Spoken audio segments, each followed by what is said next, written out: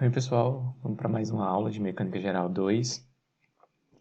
O tema da aula de hoje vai ser uma introdução a calcular, né, as nossas equações de dinâmica, as nossas origem do movimento, né, que é estudo de dinâmica por trabalho e energia. Então, a gente vai inserir os conceitos de trabalho e energia. Eu já vou adiantar que muitos dos exercícios que a gente fez são resolvidos de forma muito mais fácil por trabalho e energia. Só que o que a gente fez antes tinha outro propósito, né? Ao você estudar a cinemática do movimento, por exemplo, você via como a partícula, qual a trajetória que aquela partícula fazia. Mas em diversos casos, seria muito mais fácil a gente aplicar energia e trabalho. Então, por exemplo, estudar como que o peso variou a energia cinética da partícula. Então, é o que a gente vai fazer agora, né? A gente vai estudar esses conceitos de trabalho e energia.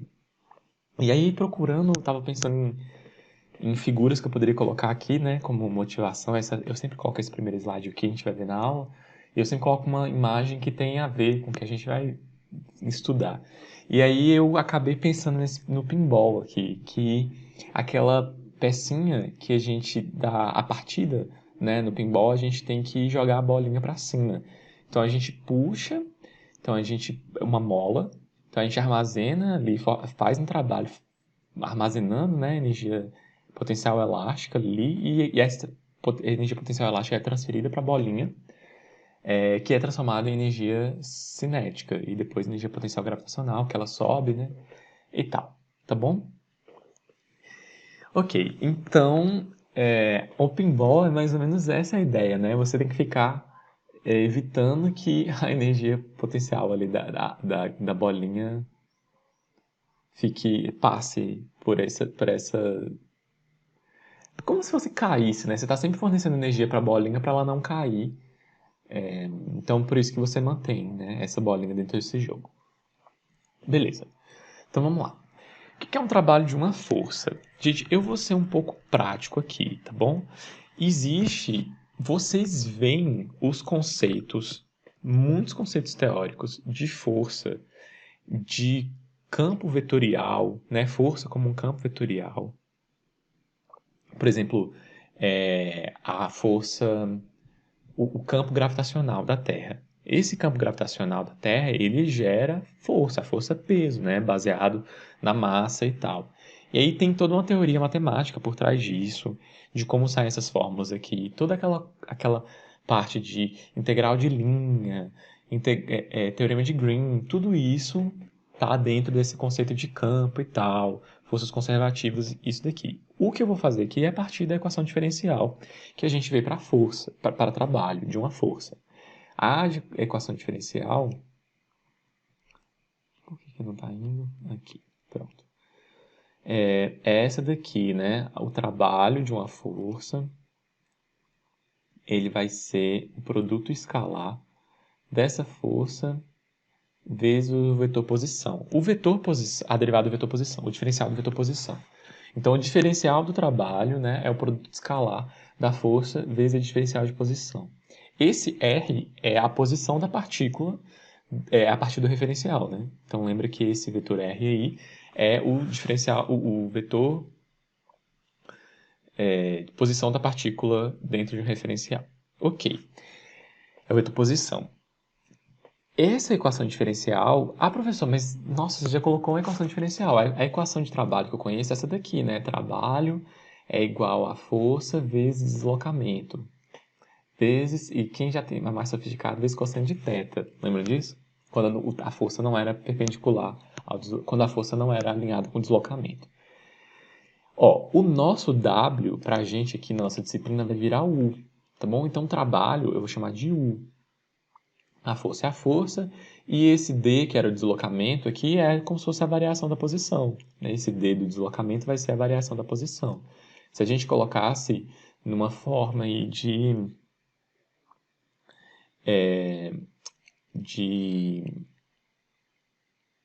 integrada, né, ficaria como se fosse assim. O trabalho de 1 até 2. Antes de integrar tudo, a gente pode fazer isso. Não, vou colocar. Então, o trabalho de 1 para 2 seria F vezes a variação da distância, né? S2 menos S1, ou D, vezes cosseno de θ. E aí já começa a parecer mais com a nossa fórmula que a gente tinha, né? Na forma integrada, como se isso aqui fosse um delta, na variação da posição. Mas a gente ainda tem uns detalhes para a gente ver até lá. Então, essa é a equação diferencial básica que a gente vai ver. Ok. Vamos relembrar também o que é um produto escalar.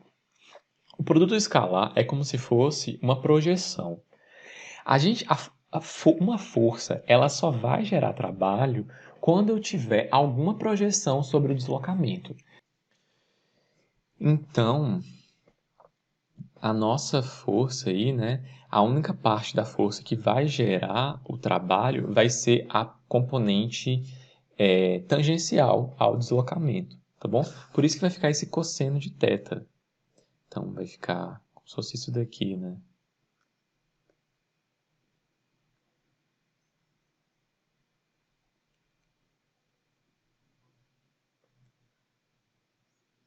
Bom, então essa parte, o produto escalar é justamente isso, né? Você fazer o cosseno do ângulo entre as duas forças, que é como se fosse a projeção.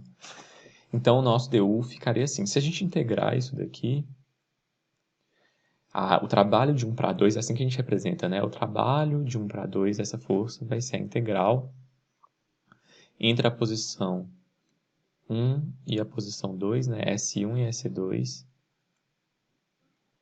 da força cosseno de θ ds. Essa fórmula é uma das fórmulas que vocês vão ver no livro e tal, só que ela ainda não, a gente não consegue fazer muita coisa com ela, né? Só se a gente tiver, por exemplo, como a força varia com aquela integral de linha, né? No final das contas aqui, esse ds vai virar uma integral de linha.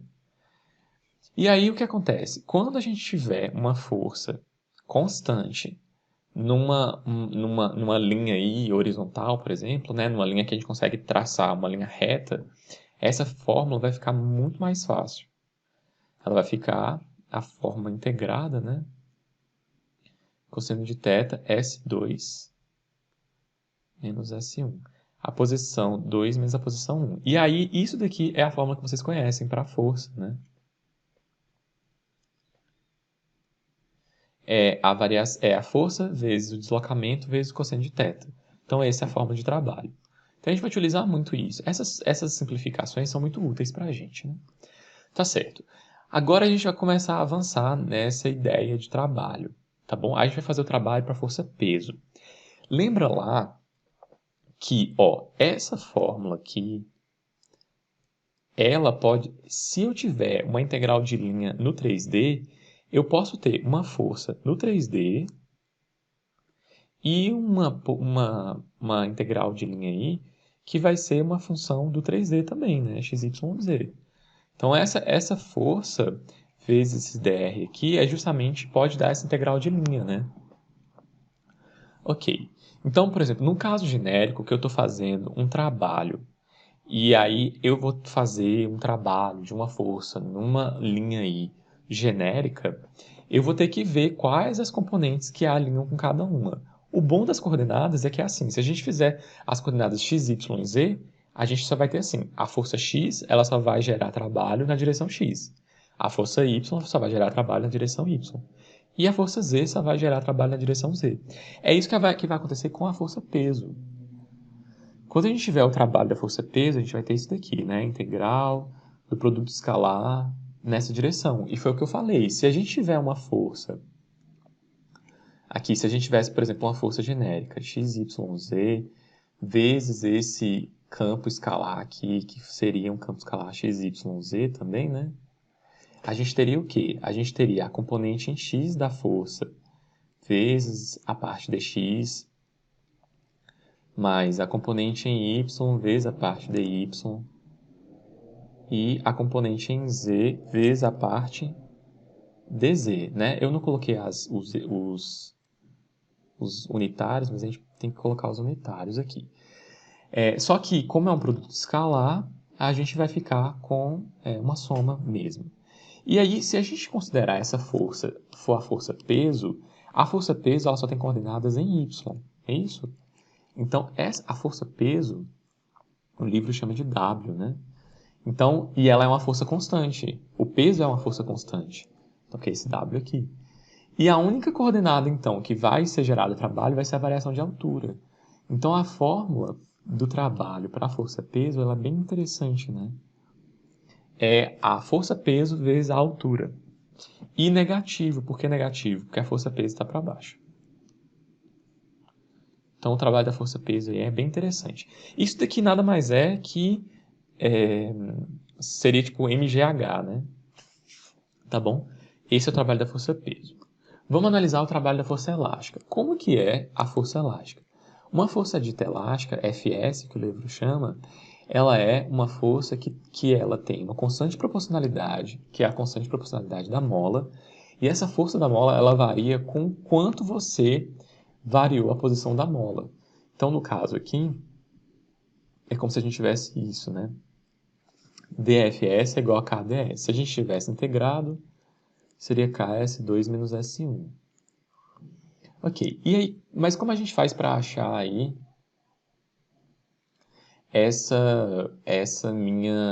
o trabalho dessa minha força elástica? Ficaria assim, né? Ficaria a integral da força elástica. Então, lembra que a força elástica então vai ser K vezes S. Ok. E aí, então, eu vou colocar a força, que é K vezes S, vezes o meu ds lá, que é a integral que é a fórmula do trabalho, não é isso? F ds. A força elástica está sempre orientada na variação da mola, né? A gente vai pensar aqui. Então, vai ficar ksds aqui nessa mesma direção. Então, não tem problema. Aqui não precisa colocar o cosseno de θ, né? Porque está orientado e as duas são na mesma direção. E aí, isso daqui a gente tem que integrar. E aí, a integral disso, a gente tem que integrar os dois lados, né? Vai ficar como? S ds é como se fosse a integral de x dx. Como é que é a integral de x dx? É x ao quadrado sobre 2. Então é isso, vai ficar meio de k s ao quadrado integrado entre S1 e S2. Então, o meu trabalho da força elástica, isso aqui vocês já sabem, né? Eu estou só tentando abordar de um jeito diferente.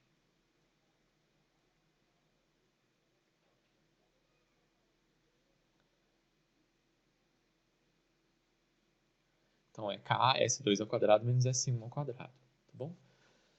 Esse meu S, às vezes, eu acho que fica parecendo um 5, né? Pronto, então esse é o trabalho da força elástica. Assim, é um trabalho que varia com a posição, né? Esses trabalhos que a gente viu aqui por exemplo, a força, peso, é uma força constante. No caso, a força elástica, ela não é uma força constante, ela varia com S. Por isso que ela ficou aí quadrática, né? Aqui é a mesma coisa, né? A gente viu um trabalho de uma força constante, por isso que a gente fez S2 menos S1. No caso aqui, ela vai variar. Tá bom? Então era isso daí. Certo. Então vamos fazer exercício. Os exercícios vocês vão ver que vocês já sabem fazer. Como que vocês sabem de Física 1, Física no ensino médio, vocês sabem fazer esse tipo de exercício. A gente só vai começar a trabalhar, começar a acostumar com essa nomenclatura, de utilizar U para trabalho, e fazer trabalho da força, ficar lembrando que veio de uma equação diferencial. É isso. Então fala assim, ó.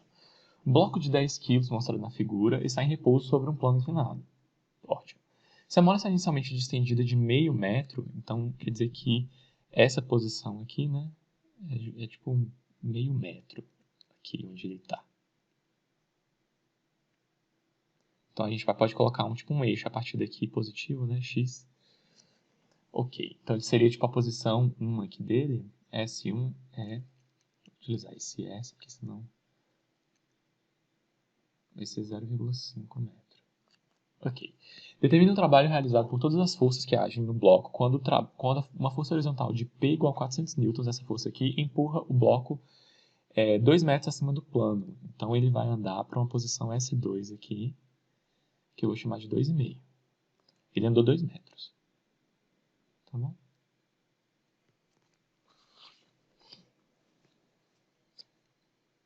No final das contas, a variação aí do comprimento da mola é 2 metros, né? Mas, e beleza.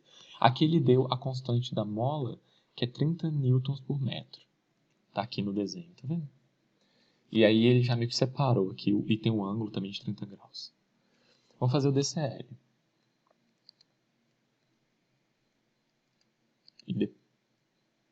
Então, o DCL do bloquinho fica como? Ó, eu vou ter o peso.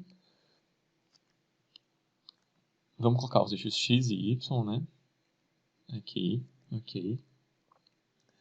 Eu vou ter a força-peso, que o livro chama de W, né? A gente vai costumar colocar W como a força-peso.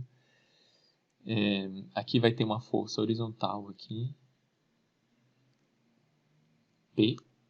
E eu vou ter a minha normal. A normal vai estar na direção Y, né? Ok. Tem mais alguma força? Ele falou que não tem atrito. Não foi? Ele não falou nada de atrito, então não vou colocar atrito. Pronto. Essas são as forças. Como é que a gente vai fazer? A gente vai fazer o trabalho de cada uma das forças. Então, a gente vai fazer primeiro o trabalho da força P.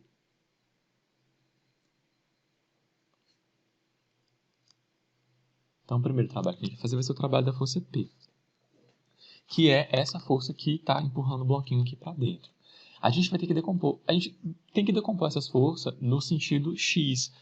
Lembra que eu só vou ter trabalho na direção, na componente que é alinhada com o deslocamento. Então, a parte,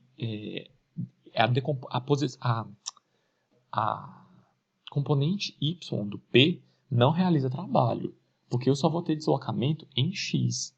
Percebam que eu tenho X e Y assim, eu só vou ter deslocamento em X. Então, como eu só tenho esse trabalho na direção X, eu vou ter que decompor a força-peso para a direção X. Aqui, lembra que isso aqui é 30 graus, né? A componente de P cosseno. Ou eu posso pegar... vamos pegar assim. Então, vai ser esse ângulo que ele é 30. Que esse ângulo que é 30, né? Então, eu alterno interno aí. Então, vai ser P cosseno. Então, o meu trabalho aí da força P...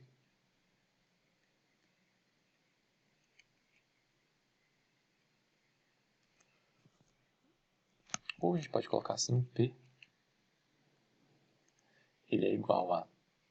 Vai ser a força-peso... A força-peso não, a força P... o peso é W, né? Que eu coloquei. O P vezes 2 metros, tá bom? Então, e lembra que eu vou ter que pegar a componente que que gerou esse movimento em X. Então, vai ser a componente em X. Então, vai ser P cosseno de 30 vezes o deslocamento, que é 2. Então, o trabalho da força P, lembra que P é quanto? 400, né? Vai ficar 400 vezes cosseno de 30 vezes 2. E aí esse P vai ser 692. Esse trabalho dessa força P foi 692 joules. Ok, eu vou ter depois o trabalho do peso, W. Eu vou ter o trabalho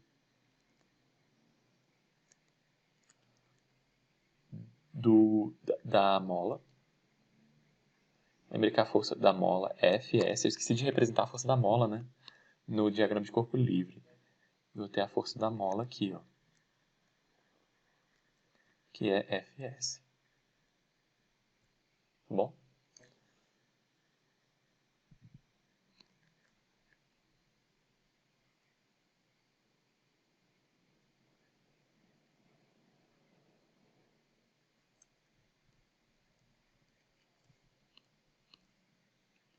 E o trabalho da força normal. Então, eu vou calcular esses 4 trabalhos aí. O trabalho do peso. O trabalho do peso, a gente pode colocar a fórmula, né, que é menos W delta Y. Quanto que vale delta Y? O bloco tem 10 quilos, né, então vai ficar menos 10 vezes 9,8.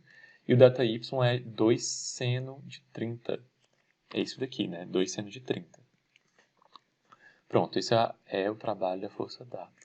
Então vai ficar menos 98,1 Joule. Certo. Então é um trabalho negativo, né? O próximo trabalho que a gente vai fazer vai ser o trabalho da força da mola.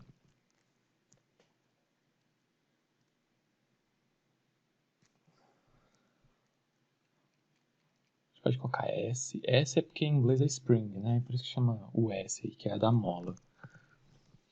Tem um detalhe aqui na força da mola que eu não coloquei e que é importante falar. O trabalho da força da mola, a força da mola é uma força regenerativa, certo? Se você comprime, ela tende a restaurar, a expandir. Se você expande, ela tende a comprimir, ela tende a restaurar a posição não deformada. Então é muito comum que se coloque o sinal de negativo quando a gente coloca a força da mola, porque ela é sempre uma força contrária ao que você está, a força que você está considerando aí que é o que a gente chama de força restauradora, né? Você tá, por exemplo, se você está fazendo uma força puxando a mola assim para a direita, a mola está tendendo a puxar para a esquerda. Então é muito comum colocar esse menos com relação à força restauradora. Tá bom? Mas isso depende também da orientação, de como você está considerando aí as forças. No caso aqui, a força da mola, ela vai estar para a direita, né? Eu desenhei aqui ela para a esquerda, só que a gente sabe que essa força da mola, ela vai estar tentando restaurar a força. Ela vai ser contrária da força P. Se você está jogando o P para a esquerda, fazendo com que esse bloquinho suba, a força da mola, ela está, né, orientada aqui para baixo, no sentido dessa diagonal descendo aí. Então, no caso, aqui, né, eu já vou colocar esse sinal aqui e explicar, né, falando que é restauradora.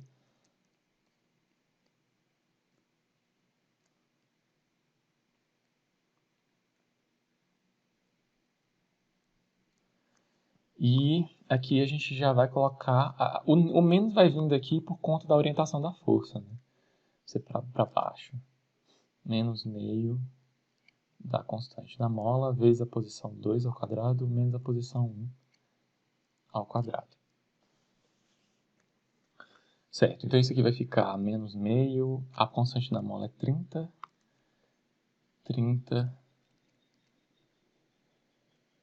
vezes S2 é 2,5 e S1 é meio.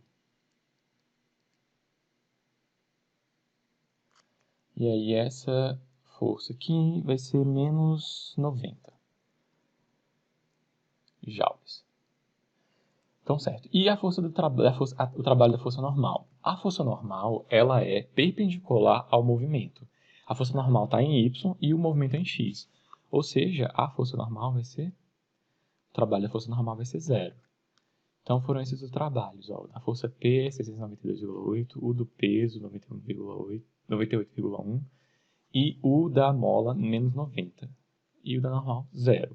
Porque a força normal está perpendicular à direção do movimento.